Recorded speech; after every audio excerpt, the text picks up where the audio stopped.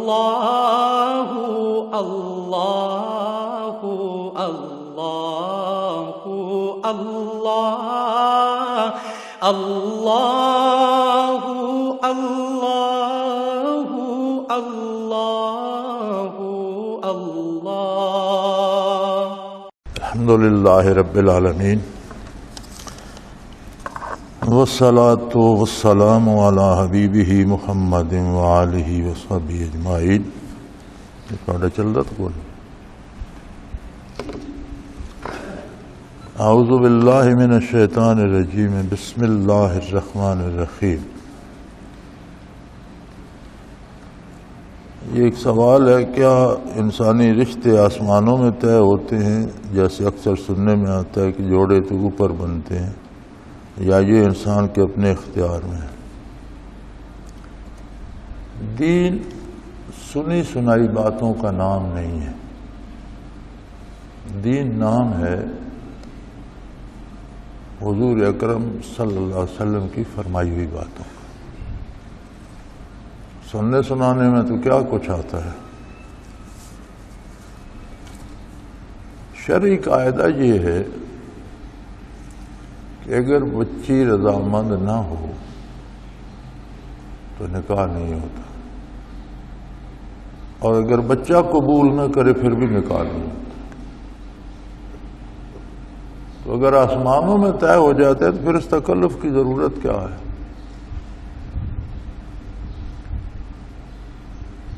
یہ عموماً یہ جملے وہ لوگ استعمال کرتے ہیں جو شریعت کی پرواہ نہیں کرتے اور اپنے ہر ناجائز کام کے لیے کہہ دیتے ہیں جی بس مقدر میں یہی تھا، یہ تقدیر میں لکھا ہوا تھا.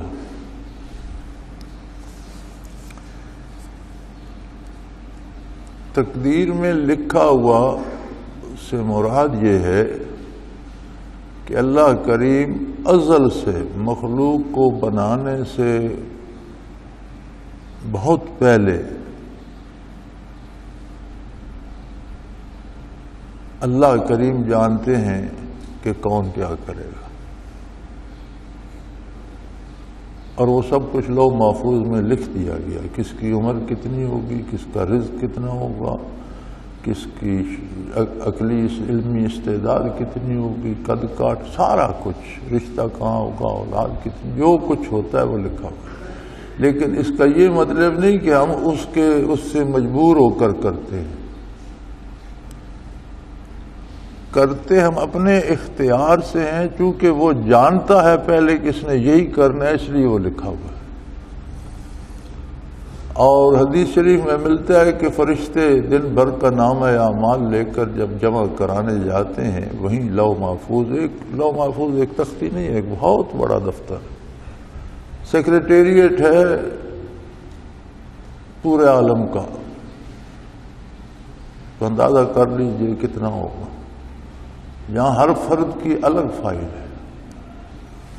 تو وہ جب جہاں جا کر اعمال نامہ جمع کراتے ہیں اور ادھر دیکھتے ہیں تو وہ پہلے سے لکھا ہوتا ہے تو کہہ دے صدق اللہ العظیم، اللہ نے ٹھیک لکھا، اس نے ایسا ہی کیا. لیکن اس لکھے کی وجہ سے ہم مجبور ہو کر نہیں کرتے ہم اپنی پسند سے. ہمیں نیکی بدی پہ اختیار دے دیا. یہ اندازے ہم بھی لگاتے ہیں. ہم بھی کسی کو دیکھ کر کہتے ہیں کہ یہ بندہ قتل کرے گا، یہ چوری کرے گا، یہ جوا کھیلے گا.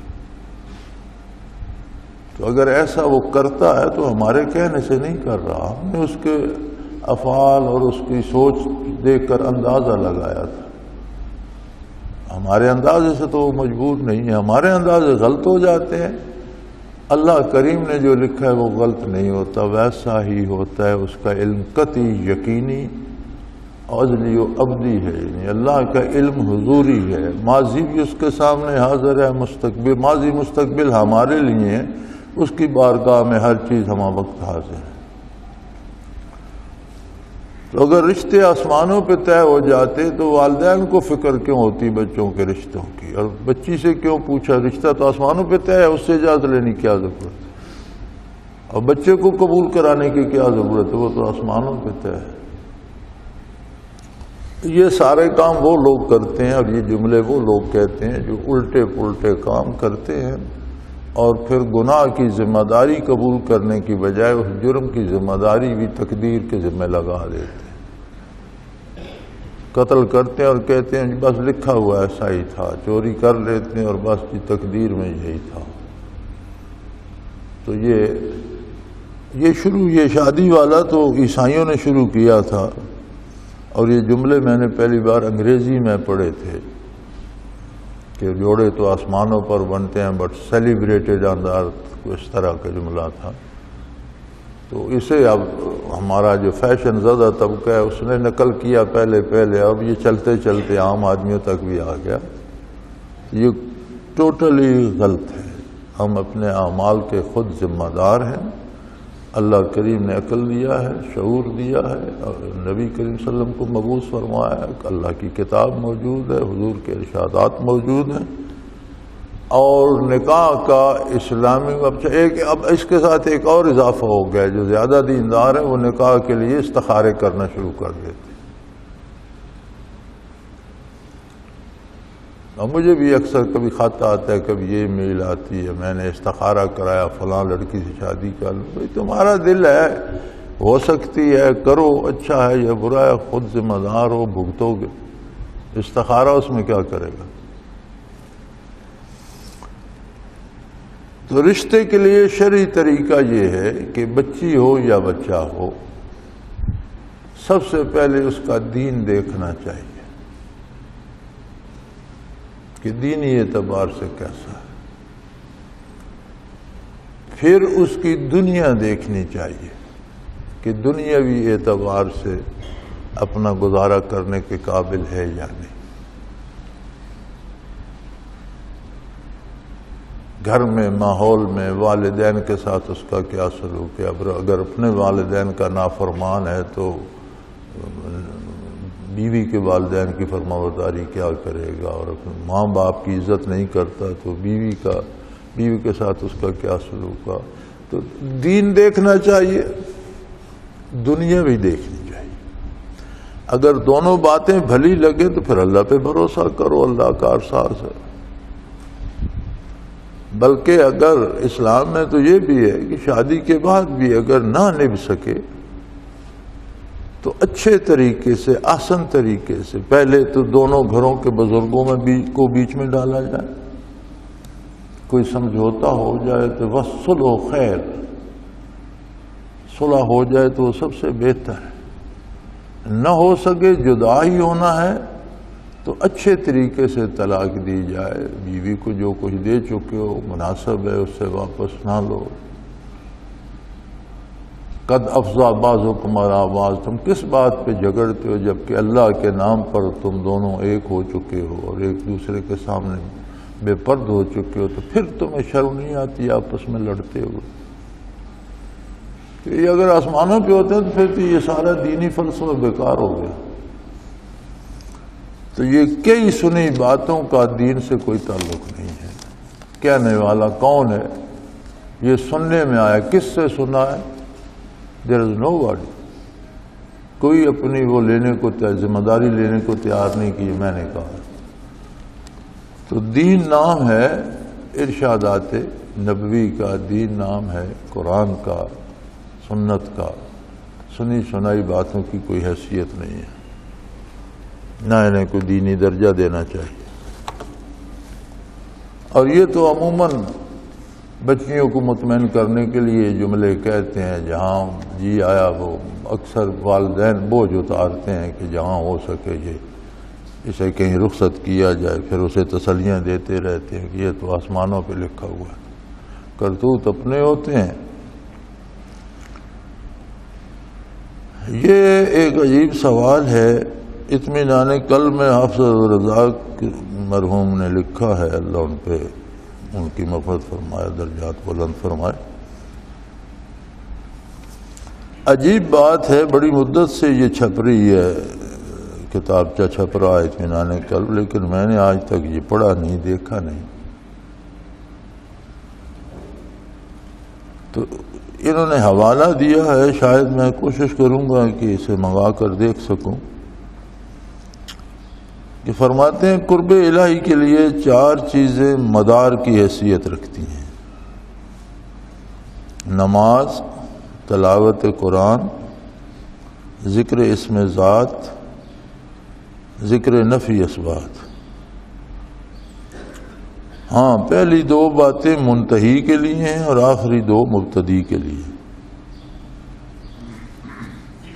منتہی اور مبتدی سے کیا مراد ہے، وضاحت فرما دیجیے۔ بھئی حق بات تو یہ ہے کہ سرے سے یہ جملے جو کہے گئے ہیں اگر یہ اطمینان قلب کتابچے میں بھی ہیں تو یہ غلط ہے، یہ صحیح نہیں ہے۔ نماز ہر عاقل بالغ مسلمان پر فرض عین ہے، وہ صوفی ہے یا نہیں، وہ قرب الہی کا طالب ہے یا نہیں، اگر وہ کلمہ گو ہے تو نماز اس پر فرض عین ہے۔ بلوغت اور عقل کا ہونا شرط ہے، پاگل پر کو فرض نہیں ہوتا، نابالغ پر نماز فرض نہیں ہے، بالغ ہونے پر فرض ہو جائے گی۔ ہاں، یہ ارشاد نبوی ہے کہ 7-8 سال کی عمر سے بچوں کو عادت ڈالو، 10-11 سال کے ہو جائیں تو ان پر تھوڑی سی سختی کرو، نماز پڑھیں، تاکہ جب بالغ ہوں تو انہیں عادت ہو، لیکن جب بالغ ہو جائے تو پھر کوئی رعایت نہیں ہے، پھر فرض عین ہے۔ خواہ کوئی صوفی ہے یا نہیں، کوئی تاجر ہے یا فوجی ہے یا سرکاری ملازم ہے یا کاشتکار ہے، جب مسلمان ہے تو جیسے بالغ ہوگا اس پر 5 نمازیں فرض عین ہو جائیں گی، اس کے بغیر چارہ نہیں۔ تلاوت قرآن کریم، تلاوت قرآن کریم سنت ہے، ضرور کرنی چاہیے، روز کرنی چاہیے، بلکہ میں تو کہتا ہوں جن لوگوں کے پاس بالکل فرصت نہیں ہوتی کم از کم 2 آیتیں سے، لیکن فجر کو اٹھ کر نماز کے بعد قرآن کو کھولیں تو صحیح، دیکھیں تو صحیح، 1 آیت پڑھ لیں اور کوشش کریں کہ اس میں کیا کہا گیا ہے، کیا ارشاد باری ہے اور میرے لیے اس میں کیا ہے۔ تو جتنی زیادہ کی جائے اچھا ہے۔ صحابہ کرام میں ایسے لوگ بھی تھے جو 1 رکعت میں، وتر کی 1 رکعت میں پورا قرآن ختم کر لیتے تھے، ایسے بھی تھے جو روزانہ ختم کرتے تھے، ایسے بھی تھے جو 2 دنوں میں ختم کرتے تھے، ہفتے میں ختم کرتے تھے، مہینے میں ختم کرتے تھے، لیکن نبی کریم صلی اللہ علیہ وسلم نے جس کو پسند فرمایا وہ یہ تھا کہ 3 پارے روز پڑھ لیے جائیں، اوسطاً جو حضور کے ارشادات میں سے ملتا ہے۔ یہ ضروری نہیں، لیکن آپ نے اس کو پسند فرمایا۔ کسی صحابی نے عرض کی، یا رسول اللہ میں اتنی تلاوت روز کرتا ہوں، تو آپ نے فرمایا 3 پارے کافی ہیں، یہ مناسب ہے، نہ کم ہے نہ زیادہ ہے۔ تو 3 پارے اگر روز توفیق ملے تلاوت کرنے کی تو 10 دنوں میں ختم قرآن ہو جاتا ہے، مہینے میں 3 ختم نصیب ہو جاتے ہیں۔ تو قرآن کو پڑھنا الگ سے عبادت ہے اور تلاوت قرآن کی کرنا سنت ہے، لیکن قرآن پڑھا جا رہا ہو تو سننا فرض ہو جاتا ہے۔ قرآن کی تلاوت سنت ہے، اور جب تلاوت کوئی کر رہا ہو اور اس کی آواز سنائی دے رہی ہو تو سننا فرض ہو جاتا ہے۔ اذا قرئ القرآن انصتوا فاستمعوا له وانصتوا لعلکم ترحمون، 2 باتیں فرض ہو جاتی ہیں، قرآن کو سنو اور خاموشی سے سنو۔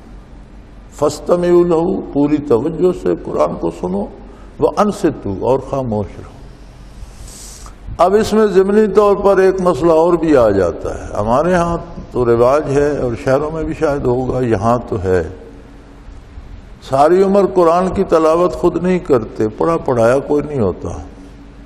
کسی عید تہوار پر، شادی پر کوئی مر گیا، اس کے لیے شبینہ کرا دیتے ہیں۔ یہ شبینہ کیا ہے کہ 1 شب میں ختم قرآن کیا جائے، 2-4 حافظ بلا لیتے ہیں، کبھی 1 حافظ بھی شب بھر میں پڑھ لیتا ہے۔ زیادتی یہ کرتے ہیں کہ بڑے بڑے لاؤڈ سپیکر لگا کر وہ میلوں تک تلاوت سنائی دے رہی ہے۔ اب جہاں تک آواز جا رہی ہے وہاں تک ہر مسلمان پر فرض ہو کے کہ وہ خاموش رہے اور تلاوت سنے۔ یہ کیسے ممکن ہے کہ ساری رات کوئی سنتا رہے؟ تو جب سننے والوں کے لیے ممکن نہیں ہے تو اس کا ذمہ دار جتنی وہ اس کی خلاف ورزی ہوگی اس کا ذمہ دار یہ کرانے والا ہے۔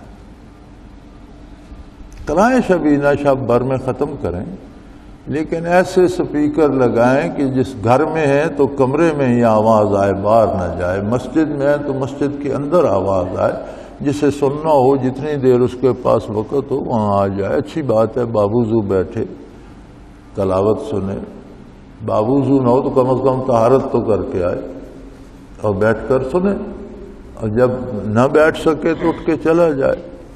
تو ایک ایسی تکلیف میں لوگوں کو مبتلا کرنا جس پر عمل کرنا ان کے لیے ممکن نہیں ہے، یہ شرعاً جائز نہیں ہے۔ تو ہمارے ایک ساتھی ہوا کرتے تھے، نیک آدمی تھے، بڑے اچھے حافظ تھے، شب بھر میں ختم ہی تو انہیں شبینوں کی بڑی عادت تھی، حلوے مانڈے کھاتے تھے اور ایک رات میں ختم سنا کے آ جاتے تھے۔ حضرت رحمۃ اللہ علیہ نے کئی بار منع فرمایا کہ بھئی یہ چھوڑ دو، اور اگر پہلی بات تو یہ ہے کہ یہ جب شبینے کر کے حلوے کھاتے ہو تو یہ تمہارے لیے حلال نہیں ہے۔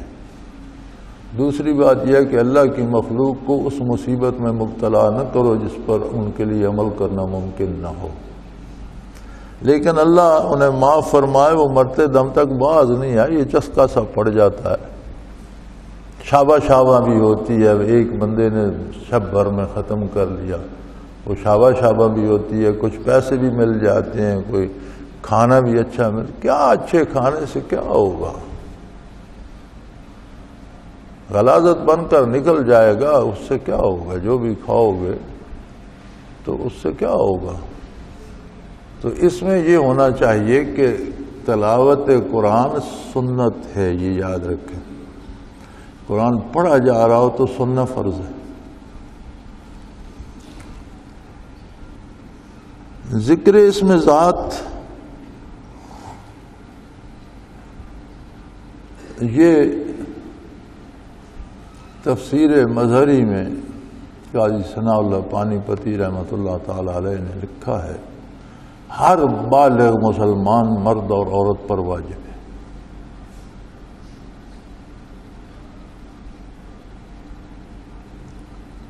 جس بات کا حکم قرآن دیتا ہے وہ واجب ہو جاتی ہے۔ تو ذکر کا حکم تو متعدد بار آیا، ذکر قلبی کا بھی ذکر موجود ہے، اور نبی کریم صلی اللہ علیہ وسلم نے اس کی فضیلت بھی بیان فرمائی ہے کہ تمام طرح کے اذکار سے ذکر قلبی 70 گنا افضل ہے۔ 70 سے عربی میں مراد بعین ہی 70 نہیں ہوتا، جیسے ہم اردو میں کہتے ہیں یہ اس سے ہزاروں گنا بہتر ہے، عربی محاورہ ہے، وہاں فرما دیا جاتا ہے 70 گنا بہتر ہے۔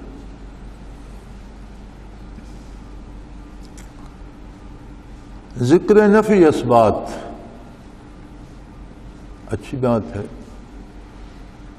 کلمہ طیبہ کا ورد کرنا، اور نفی اثبات میں صرف لا الہ الا اللہ پہلا جز ہوتا ہے۔ لا الہ میں نفی ہے، الا اللہ میں اثبات۔ اس کی خصوصیات جو محققین لکھتے ہیں وہ کہتے ہیں کہ جسے دنیا کی محبت نے دیوانہ کر رکھا اسے چاہیے کہ نفی اثبات کی تسبیحات پڑھا کرے، اس سے دنیا کی رغبت کم ہوتی ہے۔ کوئی مسلسل پڑھتا رہے تو دیکھا جاتا ہے کہ دنیا سے بالکل ہی دل و چاٹ تارک و دنیا ہو جاتا ہے۔ لیکن یہ نفی اثبات سلوک کے لیے ضروری نہیں ہے، یہ ذکر لسانی ہے، اور ذکر لسانی کیفیات قلبی کا حامل نہیں ہوتا، ثواب کا حامل ہے۔ اس کا اجر ملے گا، ثواب ملے گا، کیفیات ذکر لسانی سے نہیں آتی۔ اور کوئی سلسلہ ایسا نہیں ہے جو بالآخر ذکر قلبی پر نہ آتا. جن سلاسل میں ذکر نفی اثبات کرایا جاتا ہے وہ بھی یہ ہے کہ لا الہ الا اللہ، لا الہ الا اللہ اتنی بار کہو، پھر کہو الا اللہ، الا اللہ، الا اللہ، پھر کہو اللہ اللہ اللہ، پھر آواز بند کر لو اور دل میں سانس سے اللہ اللہ اللہ کہو، ہر سانس میں اللہ. یعنی وہ بھی ذکر قلبی پہ آ جاتے ہیں بالآخر. جتنے سلاسل ہیں وہ ذکر لسانی جو کراتے ہیں تو بندے کو اس طرف متوجہ کرنے کے لیے کراتے ہیں کہ جب اس کی توجہ بن جائے تو ذکر قلبی پہ آ جائے. یہ نسبت اویسیہ جو ہے اس میں الحمدللہ اتنی قوت ہے کہ یہ ہیلے حوالے نہیں کرتے کہ پہلے وہ ذکر کرو پھر اس طرح کرو پھر اس طرح کرو تو متوجہ ہو جاؤ، بلکہ یہ سیدھے قلب پہ چوٹ لگاتے ہیں اور شیخ کی توجہ سے توجہ بن جاتی ہے، قلب ذاکر ہو جاتا ہے. یہ خصوصیت صرف نسبت اویسیہ میں ہے. باقی جتنے سلاسل ہیں، الانتباہ فی سلاسل اولیاء میں شاہ ولی اللہ رحمۃ اللہ علیہ نے بھی کوئی 16 سلسلوں کا تو ذکر کیا ہے، اور ضروری نہیں کہ سارے وہی ہوں. بہت سے سلاسل تصوف ہوئے ہیں اور چل رہے ہیں. یہ 4 کا جو ذکر کیا جاتا ہے تو یہ 4 سلسلے زیادہ معروف ہو گئے، لیکن اس سے ان حضرات سے پہلے بھی تھے اور آگے بھی چلتے رہیں گے انشاءاللہ. تو صرف نسبت اویسیہ جو ہے یہ سیدھے قلب پہ چوٹ لگاتے ہیں. باقی سارے سلاسل کوئی نفی اثبات سے شروع کرتا ہے، کوئی اللہ اللہ سے شروع کرتا ہے، جہر سے شروع کر کے خفی کی طرف آتے ہیں اور 2-4 سال لگا کر پہلے لطیفے پر قلب پر پہنچتے. اس نسبت اویسیہ کے بارے تو کہا گیا کہ اول ما آخر ہر منتہی، اول ما آخر ہر منتہی، کہ جہاں دوسرے سلاسل انتہا کرتے ہیں ہم وہاں سے ابتدا کرتے ہیں. اور آخر ما جیب تمنا تہی، اور ہماری آخر یہ ہے کہ بندے کے پاس مانگنے کو کچھ نہیں رہتا، اتنا کچھ اسے مل جاتا ہے کہ وہ اس کے اندازے سے زیادہ ہوتا ہے، اس کی مانگنے کی گنجائش باقی نہیں رہتی. آپ کا یہ لکھنا کہ پہلی 2 باتیں منتہی کے لیے ہیں، گویا نماز اور قرآن. منتہی سے مراد ہے جس کے منازل بہت بلند ہو چکے ہوں، عالم امر تک پہنچ چکا ہو. تو یہ نماز اور تلاوت کی شرط یہ ہے کہ وہ عالم امر تک پہلے پہنچ جائے پھر نماز تلاوت کرے. نماز فرض عین ہے ہر عاقل بالغ، اور تلاوت سنت ہے ہر مسلمان کے. آخری 2 مبتدی کے لیے یعنی ذکر اسم ذات اور نفی اثبات، مجھے یہ سمجھ نہیں آئی کہ حضرت نے یہ نفی اثبات اور ذکر اسم ذات کا جوڑ کہاں سے لگا لیا. تو وہاں وسیع المطالعہ شخص تھے، مطالعہ حضرت حافظ صاحب کا بہت وسیع تھا اور حافظہ بھی بہت اچھا تھا. تو یہ دوسرے سلاسل کی بات ہے، ہمارے سلسلے کی نہیں ہے کہ وہ نفی اثبات سے شروع کرا کے ذکر اسم ذات کی طرف آتے ہیں. اس میں مبتدی منتہی کی بات نہیں ہے. منتہی کے لیے اور بہت سی پابندیاں لگ جاتی ہیں، جتنا جتنا کوئی قریب چلا جاتا ہے اتنی اتنی اس پہ پابندیاں اور اس کے آداب مختلف ہوتے جاتے ہیں. تو یہ طے کرنا بھی مشکل ہو جاتا ہے کہ مبتدی کون ہے منتہی کون ہے. سلوک جو ہے یہ ایک بحر ناپیدا کنار ہے، اس کی کوئی انتہا نہیں. اکثر حضرات نے فرمایا، صوفیوں کی کتابوں میں نظر آتا ہے کہ جسے فنا بقا تک جو پہنچ گیا تو انہوں نے کہا یہ ہم نے سلوک مکمل کر لیا. ارے میاں یہ فنا بقا تو ابجد ہے. اگر کسی کو فنا بقا واقعی نصیب ہو جائے تو اس نے ابجد پڑھ لی، الف بے جیم اس نے پڑھ لی. بات تو اس سے آگے شروع ہوگی.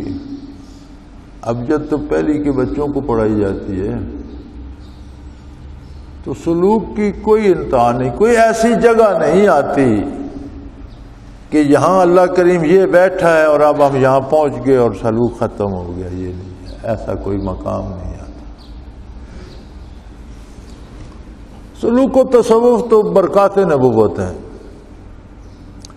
خود انبیاء علیہ الصلوۃ والسلام کے لیے کوئی انتہا نہیں ہے ترقی درجات کی کہ اب ترقی ختم ہوگی، آگے اللہ کریم بیٹھے ہیں اور بندہ وہاں تک پہنچ گیا. ایسی بات نہیں ہے. بلکہ نبی علیہ الصلوۃ والسلام کا ارشاد عالی موجود ہے، فرمایا کہ قیامت کے دن بھی، زندگی میں تو ہر لمحہ ترقی نصیب ہوتی رہی، عالم فانی میں بھی،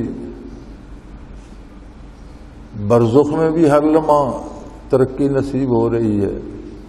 اس کے لیے ایک ہی دلیل کافی ہے، ان اللہ و ملائکتہ یصلون علی النبی. اللہ اور اس کے فرشتے مسلسل درود بھیج رہے ہیں نبی کریم صلی اللہ علیہ وسلم پر. فرشتوں کا درود بھیجنا یہی ہے جس طرح ہم درود پڑھتے ہیں کہ اللہ نبی کریم صلی اللہ علیہ وسلم پر برکات اور رحمت نازل فرما. اللہ کریم کا درود بھیجنا ہے کہ عملاً وہ برکات نازل فرماتا ہے. وہ کسی سے دعا نہیں کرتا، وہ خود نازل فرماتا رہتا ہے. تو یہی ایک بات، یہ ایک دلیل کافی ہے کہ حضور پر کی ترقی ہمیشہ ہو رہی ہے. پھر شرعی قاعدہ ہے کہ جو کوئی نیکی کی بات بتاتا ہے تو وہ دنیا سے چلا بھی جائے، جتنے لوگ اس پر عمل کرتے ہیں، جتنا ان سب کا ثواب ہے اتنا ثواب اس ایک بندے کو بھی ملتا ہے. تو دنیا میں جہاں تک قیامت تک، اس کی بعثت سے لے کر قیامت تک جو کوئی اللہ کا نام لیوا ہوگا وہ حضور کے طفیل ہو. تو جتنے حج ہوتے ہیں، جتنے عمرے ہوتے ہیں، جتنے رمضان گزرتے ہیں، جتنے سجدے ہوتے ہیں، جتنی زکوٰۃ دی جاتی ہے، جتنے روزے رکھے جاتے ہیں، جتنے نیک اعمال کیے جاتے ہیں، جتنا اجر ساری مخلوق مومن مخلوق کا ہے، اتنا اس میں سے حضور صلی اللہ علیہ وسلم کا بھی ہے. تو ترقی درجات تو ہو رہی ہے. عین عرصہ معاشر میں حضور فرماتے ہیں کہ لوگ گھبرا جائیں گے. 50,000 سال کا ایک دن ہوگا، وہ پتہ نہیں سال کس حساب کے ہوں گے، آخرت کے سال. تو لوگ اس بات پہ آ جائیں گے کہ کوئی اللہ کریم سے دعا کرو، درخواست کرو، حساب ہو تو صحیح، انتظار میں مر گئے. تو آدم علیہ السلام کی خدمت میں جائیں گے. مختلف انبیاء کی ذکر ہے خدمت میں، جو آدم علیہ السلام بھی معذرت کر لیں گے. ابراہیم علیہ السلام کی خدمت میں جائیں گے، موسیٰ علیہ السلام کی. مجھے سارے اسماء گرامی صحیح یاد نہیں جو حدیث میں آتے ہیں، لیکن متعدد رسل جو ہیں ان کی خدمت میں جائیں گے تو وہ معذرت کر لیں گے اور پھر کہیں گے کہ اگر آپ کو درخواست ہی پیش کرنی ہے تو جاؤ نبی کریم سے محمد رسول اللہ کی خدمت میں. تو حضور فرماتے ہیں بالآخر وہ سارے لوگ میری پاس آئیں گے، وہ کہیں گے دعا فرمائیے، حساب کتاب شروع تو ہو. چلو جسے جہنم جانا ہے جہنم جائے، جنت جانا ہے جنت. اس میدان سے تو، اس تکلیف سے تو جان چھوٹے کہ سورج سوا نیزے پہ زمین تانبے کی طرح تپ رہی ہے اور مدتیں گزر گئیں، ہم اس پہ کھڑے تڑپ رہے ہیں. تو حضور فرماتے ہیں میں سر بسجود ہو جاؤں گا اور اس وقت مجھے کوئی خاص کلمات تعلیم فرمائے جائیں گے اللہ کریم کی طرف سے، جن کے ساتھ میں دعا کروں گا. گویا عرصہ معاشر میں بھی ترقی درجات ہو رہی ہے. نئے کلمات کا تعلیم فرمایا جانا، سر بسجود ہونا میدان حشر میں، یہ اور نئے خزانے علم کے کھلنے، یہ بھی تو ترقی ہو رہی ہے. اب آگے آ گئی بات جنت کی. تو اللہ کریم فرماتے ہیں ہر جنتی کی ہر آن ترقی ہوتی رہے گی. نبی کریم نے حدیث شریف میں بہت وضاحتیں فرمائی ہیں. سیدنا شیخ عبد القادر گیلانی رحمۃ اللہ علیہ نے بہت سی احادیث یکجا کر دی ہیں ان کے ایک رسالے میں، جہنم کے بارے جو ہیں وہ بھی اور جنت کے بارے. تو عجیب و غریب باتیں ملتی ہیں کہ ایک ہی پھل ایک جنتی نے توڑا یا اٹھایا، اس میں سے ایک لقمہ لیا تو اس کا مزہ بہت ہوگا، لیکن جب وہ دوسرا لقمہ اسی سے لے گئے تو اس کا مزہ پہلے سے زیادہ ہو. یعنی جنت میں ہر آن ہر نعمت میں لطف اور لذتیں بڑھتی جائیں گی. اسی طرح سب سے اعلیٰ نعمت جنت کی یہ ہے کہ براہ راست ذات باری کا دیدار ہر جنتی کو ہوگا. فرماتے ہیں جو بہت نیچے ہے اسے سال میں ایک بار، کسی کو مہینے میں ایک بار، کسی کو ہفتے میں ایک بار، ہر جمعے کو. کوئی ایسے ہوں گے جنہیں روزانہ ہوگا، کوئی ایسے ہوں گے جو ہر آن جمال باری سے مستفید ہوتے ہوں گے، جو اپنے اپنے مدارج کے مطابق. تو گویا جنت ابد الآباد رہے گی، تو ابد الآباد ترقی درجات ہوتی رہے گی. کوئی منزل ایسی نہیں آئے گی کہ اب یہاں اللہ کریم بیٹھا ہے اس سے آگے جانے کی ضرورت نہیں. کوئی ایسا مقام نہیں ہے جہاں اللہ کریم مقید ہے یا بیٹھے ہیں جس سے آگے اب جگہ کوئی نہیں. تو یہی سلوک بھی ہے، سلوک میں انتہا کوئی نہیں.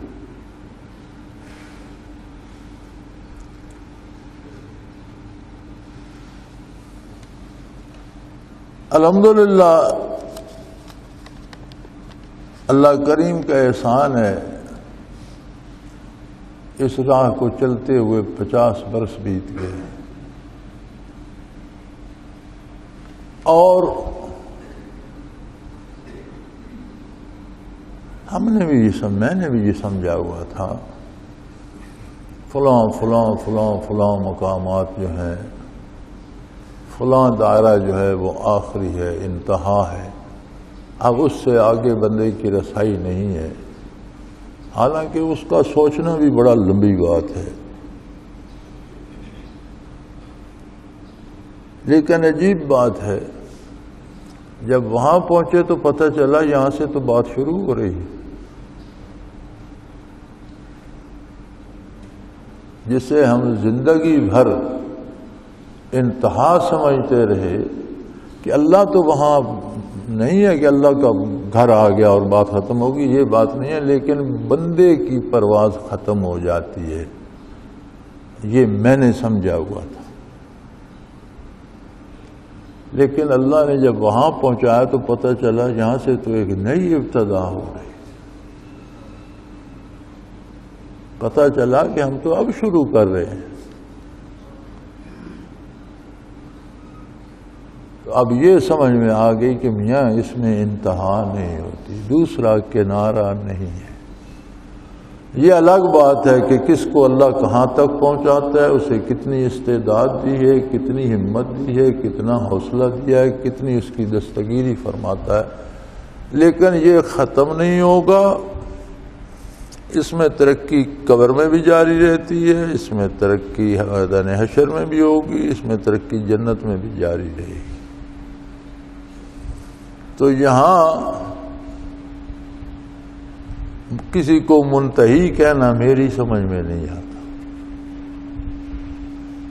یہاں سارے مبتدی ہیں. جو پہلی جماعت میں پڑھتا ہے وہ قاعدہ شروع کرتا ہے تو مبتدی ہے. لیکن جو 10 جماعتیں پڑھ کے فرسٹ ایئر میں کالج میں جاتا ہے وہ وہاں فرسٹ ایئر میں مبتدی ہے. جو ایم اے کر کے پی ایچ ڈی کے لیے جاتا ہے وہ وہاں مبتدی ہے، نوارد ہے. تو ہر منتہی بھی کہیں نہ کہیں مبتدی ہوتا ہے. یعنی ایک سلسلہ اگر یا ایک کورس ختم ہوتا ہے تو اگلا جب شروع ہوتا ہے تو وہاں وہ بھی مبتدی بن جاتا ہے. ہم کیا سمجھے کون مبتدی ہے کون منتہی ہے. تو یہ ایک بحر ناپیدا کنار ہے، اس کی کوئی انتہا نہیں. یہ غلطی مجھے بھی لگی ہوئی تھی اور میں بھی سمجھتا تھا کہ یہ دائرہ جو ہے، سنتے تھے وہ دائرہ کہاں ہے، قیاس نہیں کیا جا سکتا. سالوں برسوں، صدیوں، ہزاروں سالوں سے وہ فاصلہ نہیں ماپا جا سکتا۔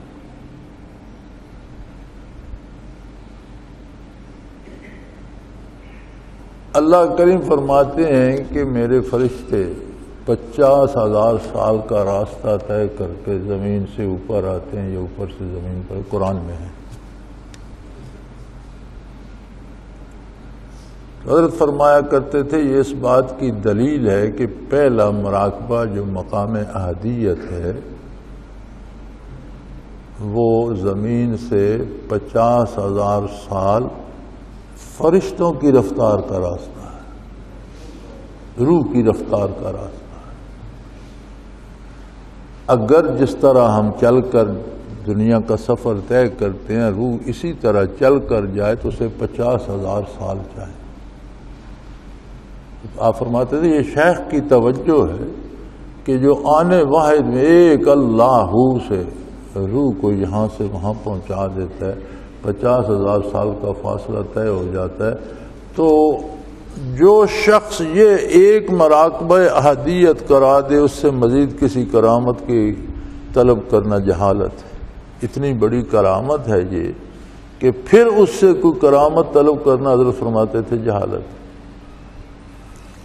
تو اتنا فاصلہ اگر احدیت ہے تو آگے اندازہ کرتے جائیں، فنا بقا سالک المجذوبی، پھر 9 عرش ہیں۔ پہلے عرش میں کم و بیش 1.25 لاکھ منازل ہیں ایک عرش کے اندر، اور پہلی منزل پہ کھڑا ہو کے دیکھا جائے تو اگلی منزل دور جیسے ہلکا سا ستارہ ٹمٹماتا ہے اس طرح نظر آتی ہے۔ اور 1,25,000 منازلیں میں نے نہیں گنی، حضرت رحمۃ اللہ فرمایا کرتے تھے کہ میں نے ایک ایک منزل گن کے شمار کیا ہے، 1.25 لاکھ۔ پھر دوسرے اور پہلے عرش کے درمیان جو فاصلہ ہے وہ اس سے زیادہ ہے، دوسرے عرش کی موٹائی اور منازل کی تعداد اس سے زیادہ ہے۔ اس طرح بڑھتے جاتے ہیں، 9 عرش ہیں۔ آگے عالم امر شروع ہوتا ہے تو عرشوں کے بارے اور عرشوں کی وسعت کے بارے حدیث شریف میں موجود ہے کہ جیسے کسی بہت بڑے صحرا میں ایک انگوٹھی، ایک چھلا پھینک دیا جائے، عرشوں کے مقابلے میں نیچے کی ساری کائنات کی حیثیت اتنی ہے۔ پھر آگے عالم امر کے دوائر شروع ہو جاتے ہیں، اور وہ پہلا دائرہ عرشوں سمیت ساری کائنات کو محیط ہے۔ اور اگر شیخ کامل نہ ہو تو کئی عمریں، ایک عمر نہیں کئی عمریں گزر جائیں، روح اس کی وسعتوں سے آگے نہیں جا سکتی۔ شیخ کامل ہو، شیخ کے منازل بلند ہوں، وہ اس میں لے جانے کی طاقت ہو تو اس سے بندہ اس دائرے کو طے کرتا ہے۔ اور کم و بیش 45 کے قریب دوائر آتے ہیں جن کی وسعتیں پہلے سے زیادہ ہوتی جاتی۔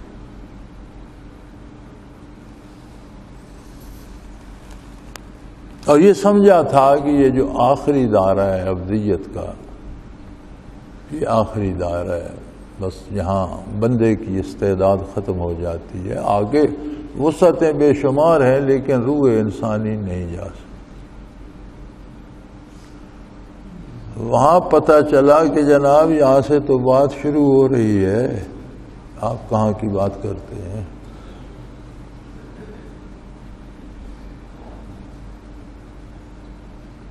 تو یہاں ہر کوئی مبتدی بھی ہے اور منتہی۔ منتہی کہتے ہیں جو انتہا کو پہنچ جائے، مبتدی کہتے ہیں جو شروع کرنے والا ہو۔ تو ہم نے تو 50 برس کے بعد یہ دیکھا ہے کہ ہم اب مبتدی ہیں، جسے ہم انتہا سمجھتے تھے وہاں سے ایک نئے انداز محبت کی ابتدا ہو رہی ہے۔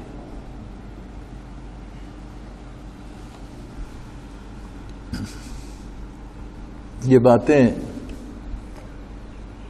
بتانے کی نہیں ہوتی اس لیے کہ لوگوں کی سمجھ میں نہیں آتی،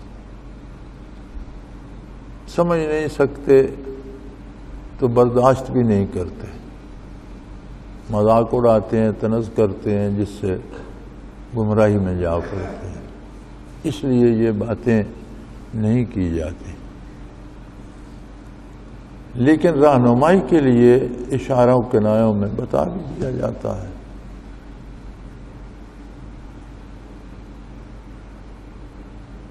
تو ہم تو روح کو ہی حاصل سمجھے تھے، روح کو ہی انسان سمجھے تھے، سارے منازل روح کے لیے، لیکن ایک حد پہ جا کے پتہ چلا کہ یہ روح جو ہے یہ بھی تحلیل ہو کر انرجی میں بدل جاتی ہے، محض ایک انرجی رہ جاتی ہے، روح کا وجود بھی فنا ہو جاتا ہے، یہ ختم ہونے والی تو نہیں ہے۔ لیکن جس حال میں ہمیں نظر آتی ہے، جس حال میں ہم نے اس کے ساتھ سارے دوائر اور منازل طے کیے، ایک جگہ پر جا کر اس کا بھی وہ حال نہیں رہتا، اس سے آگے ایک انرجی کی شکل میں تو جا سکتی ہے، اپنے اس روحانی وجود کو قائم نہیں رکھ سکتی۔ تو انتہا کی بات کون کرے، کون جانے؟ یہاں ہر کوئی مبتدی ہے، جیسے میں نے کہا کہ پرائمری سکول میں پہلی میں آنے والا مبتدی ہے، اور مڈل میں چھٹی میں جانے والا مبتدی ہے، اور کالج میں فرسٹ ایئر میں جانے والا مبتدی ہے، پی ایچ ڈی کے لیے ایم اے کرنے والا مبتدی ہے۔ تو جب اگلی جگہ جاتا ہے تو ہر کوئی مبتدی بن جاتا ہے۔ تو نماز ہر مسلمان کے لیے، عقل والے کے لیے فرض ہے، تلاوت ہر مسلمان کے لیے سنت ہے، اور تلاوت کی جا رہی ہو تو سننا فرض ہے۔ ذکر نفی اثبات ہر مسلمان بالغ مرد عورت کے لیے واجب لکھا ہے، قاضی ثناء اللہ پانی پتی رحمۃ اللہ علیہ نے اپنی تفسیر میں۔ ذکر نفی اثبات تسبیحات ہیں، اور علماء صوفیہ، علماء ربانیین کہتے ہیں کہ یہ دنیا کی محبت کو زائل کرنے کے لیے اکثیر ہیں، اور اگر کثرت سے پڑھی جائیں تو بندہ تارک کو دنیا یا نیم پاگل بھی ہو جاتا ہے۔ تمہارا میں نہیں سمجھتا کہ نقل کرنے والے نے اپنی سمجھ میں جو سمجھا، بعض اوقات یہ بھی ہوتا ہے کہ ہم کتاب کو دیکھتے ہیں، مصنف کی مراد کچھ اور ہوتی ہے، جو ہم سمجھتے ہیں ہم اسے نقل کر دیتے ہیں اب میں نے بات کی، جتنے بندے سن رہے ہیں ہر ایک کا اپنا فہم و ادراک ہے، ہر ایک نے اپنی استعداد کے مطابق سمجھی۔ اب جو تعویل وہ بیان کرے گا تو میرے حوالے سے ہی، خواہ اس نے غلط سمجھا۔